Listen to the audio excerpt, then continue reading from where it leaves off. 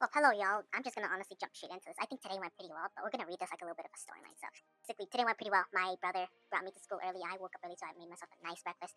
But as I went to the park today to play a little bit of volleyball right before school started, like around 10 to 20 minutes, around the last 5 to 10 minutes, I talked to this homeless guy about life, I guess. So, he told me about two things. We're gonna split this into two sections. So, first section is about his life and his experience in terms of getting jobs, and number two, his regrets. So, for the first part, he said that it's difficult for him to find a job because here in my area, the job market is oversaturated. Like there's from college level graduates and all the way from simple high school graduates or even trade school graduates. There's a ton of people that are looking to oversaturate this job market. But then again, not a lot of the jobs online that people are being able to find are genuine. At least in my area, he fears that his information might get leaked. At least I can infer from that. A lot of the job listings are actually genuine and people are getting into jobs, but there are a lot of fake listings. And he fears that because his own information might end up getting impersonated upon if he doesn't end up getting upon these fake job listings. So that's definitely a thing right there that he's been letting me know. And I told him about my passion for video editing. And for me, about it, he said to keep my idea of video editing flowing in my mind, but in the now, also to find a job right now, like get that cash going before I turn 18, is because when I turn 18, I gotta pay taxes. I gotta actually begin paying money for my own renovation, my own apartment, my own car. So right now, we should stack our primitive money, like our backup money, once we actually end up growing up. All right, so that's basically what he's telling me to do. So he doesn't have regrets in terms of that. He didn't get a car. He didn't buy himself an apartment because he thought that essentially it was too expensive. All right, he knows that we can still maintain a balance between actually getting a nice paycheck and actually being able to pay off his car, pay off his apartment.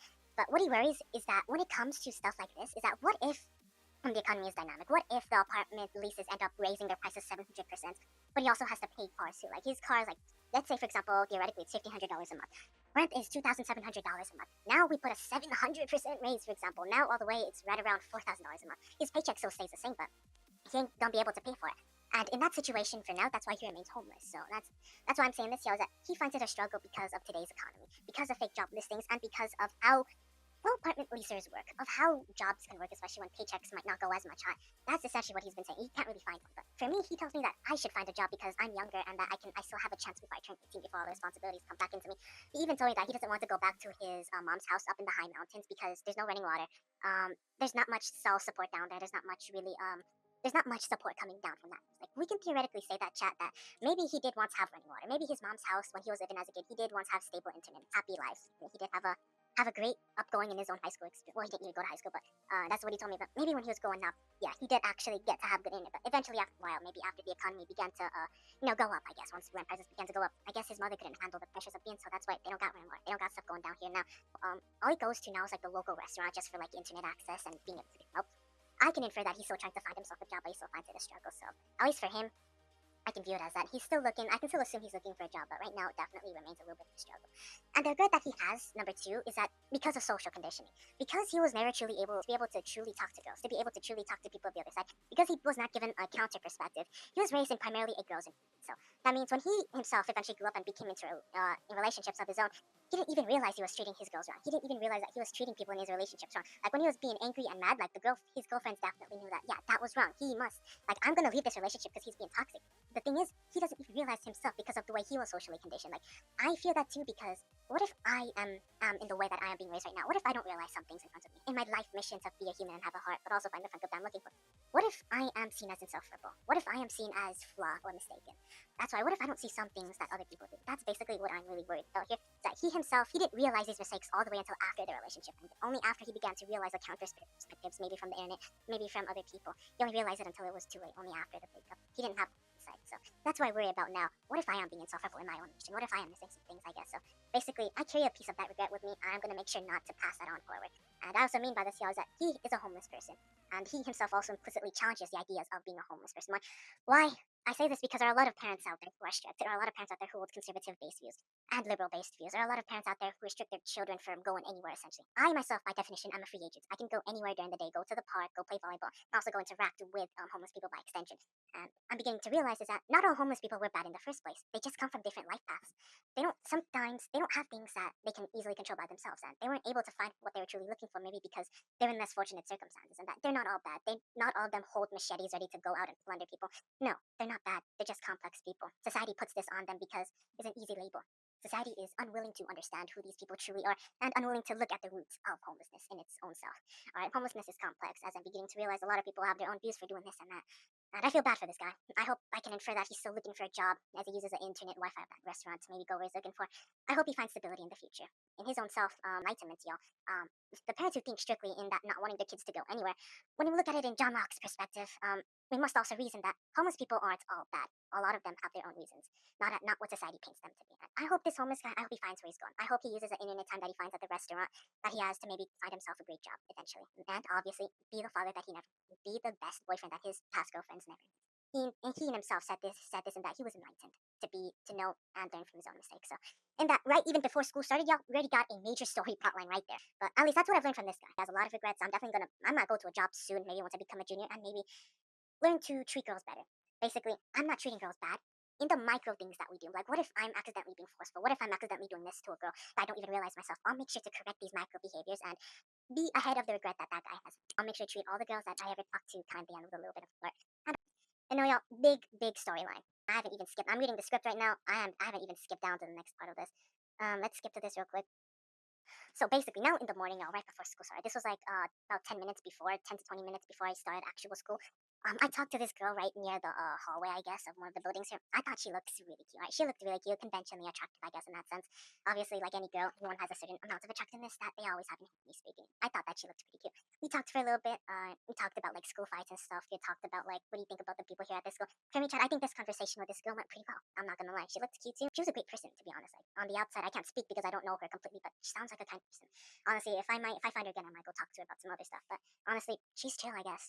What I'm happy about this is that although we weren't able to share Instagrams or like medias together, I'm glad that I was able to break my social chain of hesitancy. I'm glad I actually went and talked to that girl physically, I guess.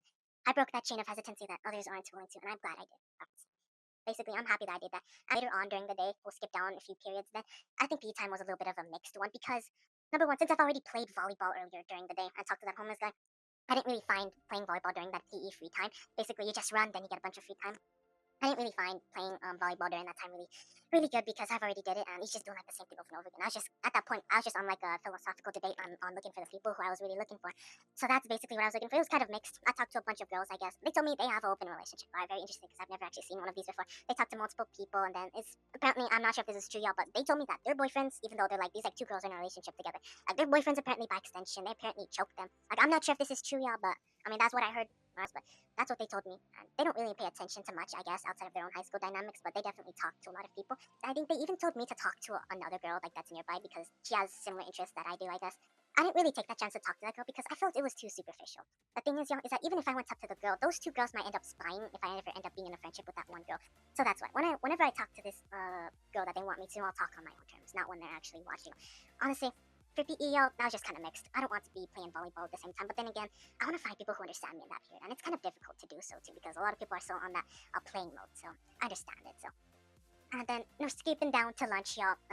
I talked to a bunch of girls in lunch, y'all. If you guys are watching this, big credits to you. You guys are pretty kind, I guess. I was a little bit awkward, as I said, but I think it went pretty well too. Like our conversation, they told me this and that, and I think it went pretty well. Now, unlike last time, I did actually share Instagrams, and you guys wanted that full story of that homeless guy. Well, here it is. I can share more later on. I think this conversation with you guys went pretty well because I also got to break my own social chain of hesitancy again, and I'm really glad I'm being able to because it's great. I love being able to actually interact with new people now. I get to build confidence in that. But today at lunch, you know, pretty great. Right, I hesitated for a little bit, but I think right there we can seal the deal for that. It went pretty well. Right? Then again, we're skipping down to oh yes, I do want to show this one out. Is that for a large part of my next class after lunch, basically my teacher had one son who did weight wrestling. So basically, for a large portion of the class, we were basically watching a little weightlifting championship where her son was also there too. So basically, she had everyone like clap for the son, like yay, clap, clap, clap, yay, thanks for the son for lifting like 500 kg in this weightlifting championship in front of everyone. I know it's like less than 500 kg, obviously, but yeah, she had us do that. I think that was pretty interesting because this is one of those rare days that it actually happens. Because most of the time, my teacher is like that zesty teacher, always having us busy on stuff. But this time, you know, oddly enough, it was calm. And then she ended up recording like a bunch of pictures of us clapping. Yeah, yes, go, name of my teacher's son. Go, congratulations for like lifting like this amount of weight on camera. Thanks. So I think for this time in that class, I found that pretty interesting. But again, not anything harmful. I found that class interesting too. So down to math class, I think it went pretty well too. I just got confused on like parabolas, I guess. The thing is, I got confused on this really core concept. I'm gonna read this from my script, y'all. I got confused when graphing because whenever you factor like a parabola, so like Let's say, for example, I have like x plus 5, x plus 3 on a graph. When you graph it, it's actually x equals negative 5 and x equals negative 3 and not the other way around because I got confused. Like, I got confused and vice versa because I thought that when you make a super x, like let's say you're trying to factor a trinomial that is a parabola, I thought that once you make that super x, like let's say we have like x plus 5 and then x plus 3, I thought that when you put it into parentheses, when you put it as into x minus 5, x minus 3, but no, you don't do that. You just leave it as it is, but when you graph it, it's only when you graph it do the numbers actually go to the opposite way. So I got a little bit confused on that, but other than that, I think this is it, y'all. Today was interesting, I guess. A little bit of a footnote when I become an adult. I definitely know this day as a sophomore in high school. Got to play volleyball right around for a few minutes after. Got to eat a little bit of chocolate, a little bit of ice cream, I guess. So yeah, volleyball again, y'all, was really fun. Although I had like no one to play with, it was great all the way at the end of the day getting to relax like that and then eventually make a video like this. Today, y'all, I feel happy. I broke my social chains a little bit and I'm finally beginning to find what I'm looking for. I'm happy for that.